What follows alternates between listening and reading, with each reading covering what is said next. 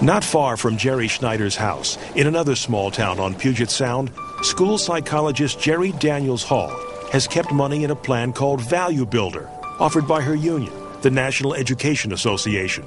Jerry has a 403B, which operates like a 401k, but applies to public school employees like Jerry, as well as workers in governments, universities, and nonprofits. When Jerry opened her 2007 year-end statement, she got a shock.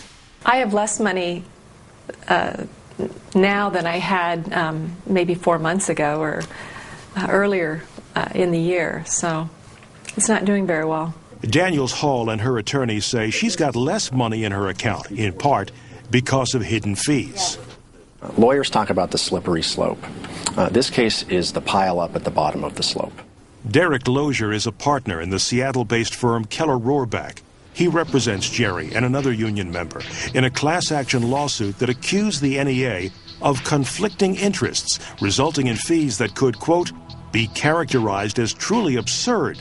Lozier says he and his colleagues have never seen fees as high as the NEA's worst case, 12.17%. A fee load of that degree would make it impossible for anyone to generate any additional savings out of this plan. Some people may well end up with less money in the plan than they originally put in.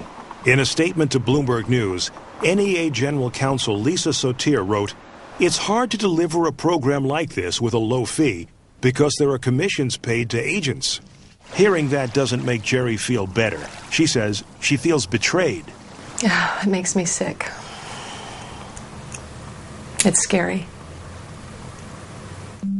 When we come back, what Jerry Daniels Hall and other investors have learned the hard way about what many consider the single most common hidden fee in employer-based retirement plans.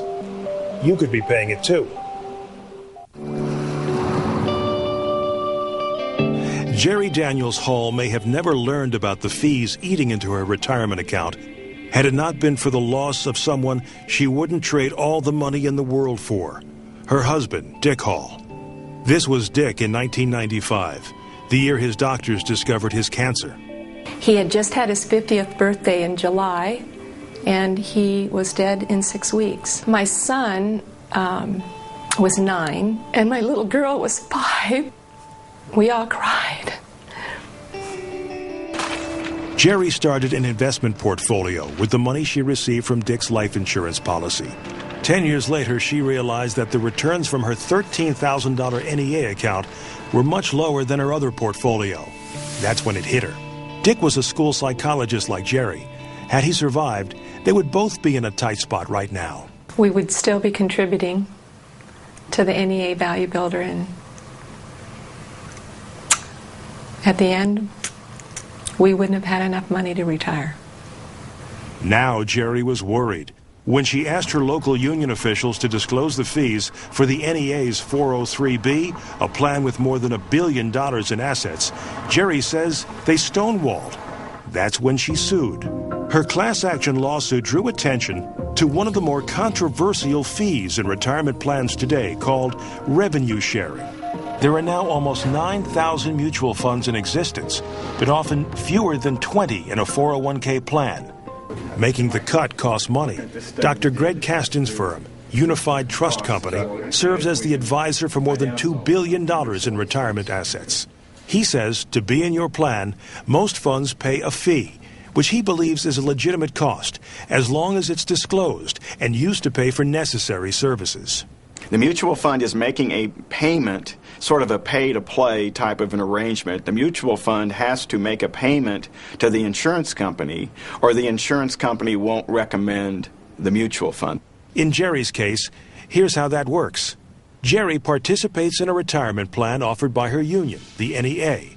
Through the plan, she invests in funds. To be one of the funds offered to Jerry, the funds pay the insurance companies that run the plan, Nationwide and Security Benefit, a revenue-sharing fee.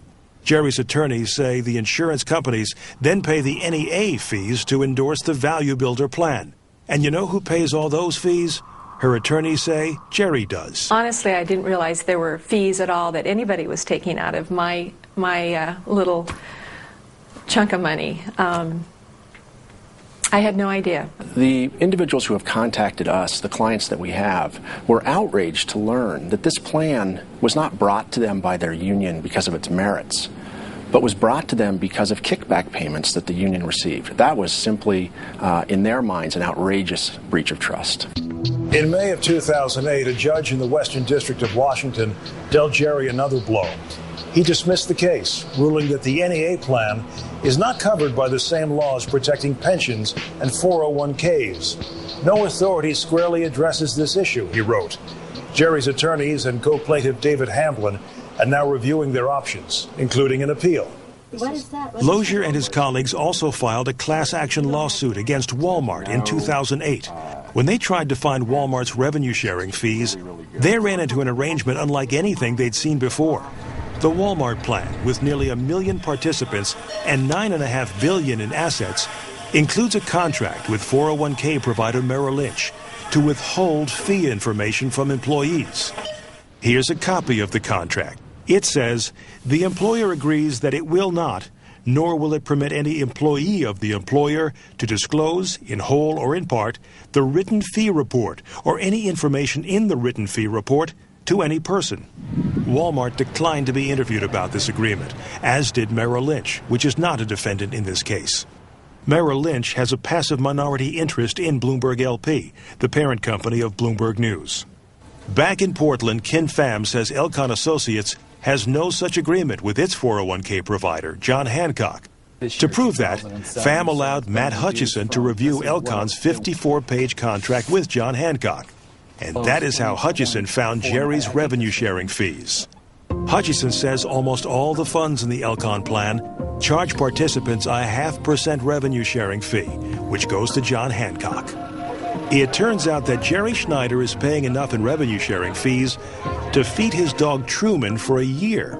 In 2007, revenue-sharing fees ate up just over $2,000 from Jerry's returns.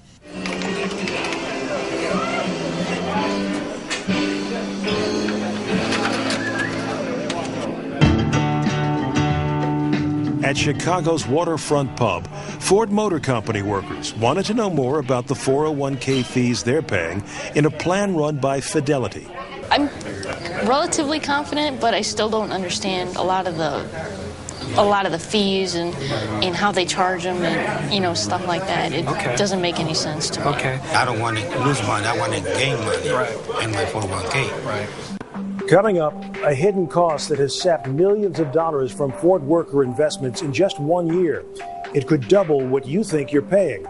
And both Congress and the Labor Department are taking action to uncover hidden fees in retirement plans. I would call it the Wizard of Oz problem. You're off to see the wizard, the wonderful Wizard of Oz. What all that has to do with the Yellow Brick Road. If ever